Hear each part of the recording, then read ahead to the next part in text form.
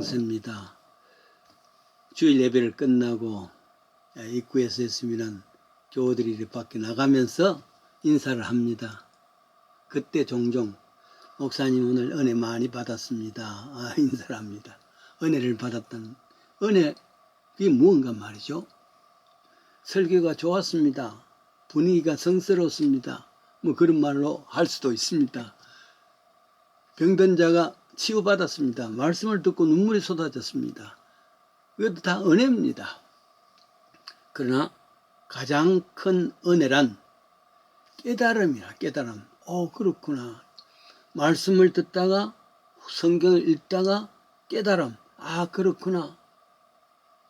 감탄이 나오는 겁니다.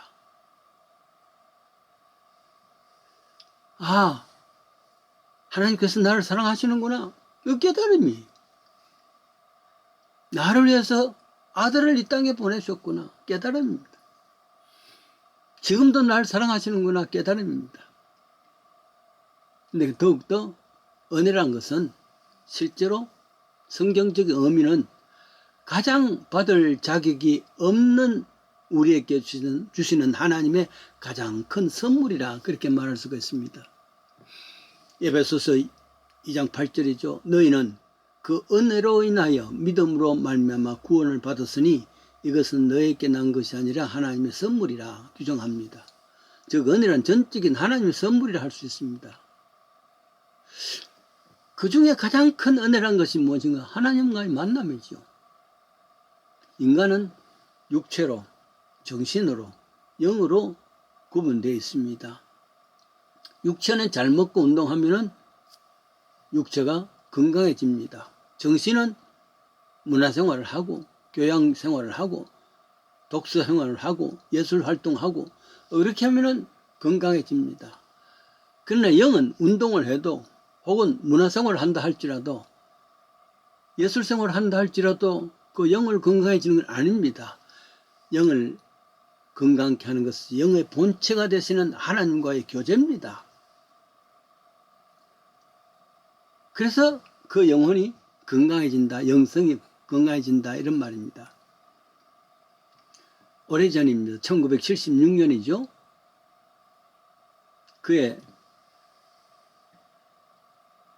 6월입니다.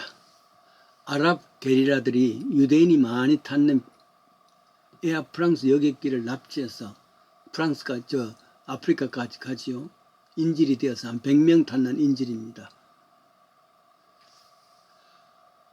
비행기를 게릴라는 아프리카의 우간다 엔테페 공항에 강제 착륙했었죠. 이때 우간다에는 독재자 이디 아민이라는 대통령이 있었습니다. 100여 명은 이제 죽는 몸입니다. 근데 그 가운데 한 여성이 풀려납니다. 큰 죽비겠죠. 왜냐하면 기내식 고기를 먹다가 피쉬를 먹다가 가시가 목에 걸려와요. 이거 뭐 죽을 지경이란 말이에요. 그래서 납치자들은 이 여인을 풀어줍니다. 병원에 갈 수 있도록. 100여 명의 남은 포로들은 하나같이 여인을 부러워했습니다. 내가 그 사람 중에 한 사람이 돼야 되는데. 근데 그날 밤 이스라엘 특공대가 우간다 엔테베 중앙으로 침투해서 말 그대로 정광석화가 작전으로 게릴라들을 사살하고 그 비행기로 다시 돌아왔습니다. 유명한 엔테베 구출 작전이죠. 이 결과를 나중에 한 아민 대통령은 노발돼 버렸습니다. 불법으로 이스라엘 특공대가 국경을 침투하고 자국의 비행장까지 왔으니까 말이죠. 분노가 하늘끝까지 올랐습니다. 그래서 어떻게 했냐? 가시가 걸려서 병원에서 입원해 있던 여인을 공개 처형을 합니다. 참혹한 죽음을 당하는 모습을 보여줍니다. 혼자 석방되었을 때 모두가 부러워했던 것 아니겠습니까?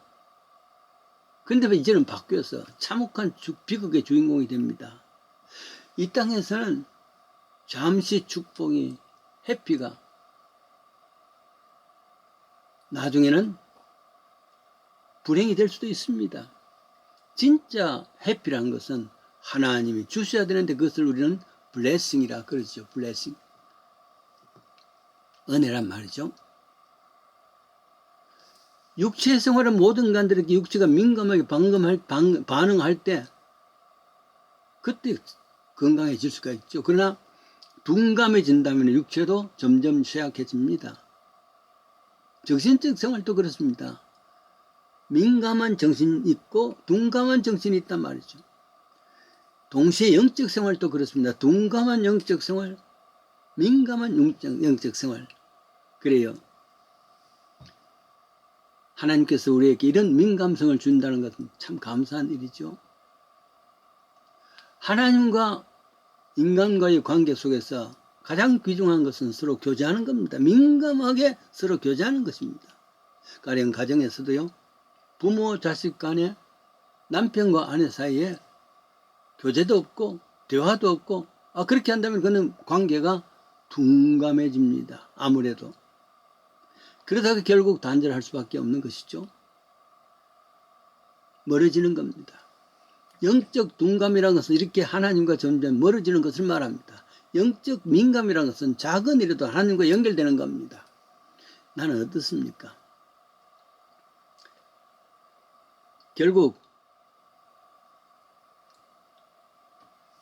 민감한 생활이라는 것은 계속적인 대화가 있어야 되고 관계가 있어야 되는데 그 첫 번째 방법은 기도 생활이라 그럽니다. 기도 생활을 통해서 하나님의 영의 본체이신 하나님과 끊임없이 교제하는 것입니다. 깊어질수록 더 민감해질 수 있습니다. 그렇지 않으면 그 하나님과 관계가 단절되겠죠. 여러분, 기도와 사색은 다른 겁니다. 기도와 명상은 다른 겁니다. 사색과 명상은 혼자 하는 것입니다. 자신과 자신과의 관계입니다. 기도는 하나님과 사람과의 관계, 여기에 대화입니다. 깊어질수록 은혜가 되는 겁니다. 그래서 히브리서 4장 16절에 그러므로 우리가 긍휼을 받아 때를 따라 돕는 은혜에 얻기 위해서 은혜 보좌 앞에 담대히 나가자. 은혜 받기 위해서 법은 내 편에서 하나님 보좌에 나아가는 겁니다. 이게 기도란 말이에요. 두 번째는 성경을 통해서 은혜의 본체신 하나님과 관계 교제 방법이 또 있습니다. 기도는 내가 하나님과의 관계가 이루어지는 것이고, 두 번째는 말씀은 하나님이 나에게 은혜를 어프로치하는 것이죠. 그렇습니다. 내가 알지 못했던 하나님께서 자기를 계시해 주는 겁니다. 나는 이런 사람이다. 이런 신이다. 그게 말씀이죠. 여호와께서 가라사대 하는 그 말씀이죠.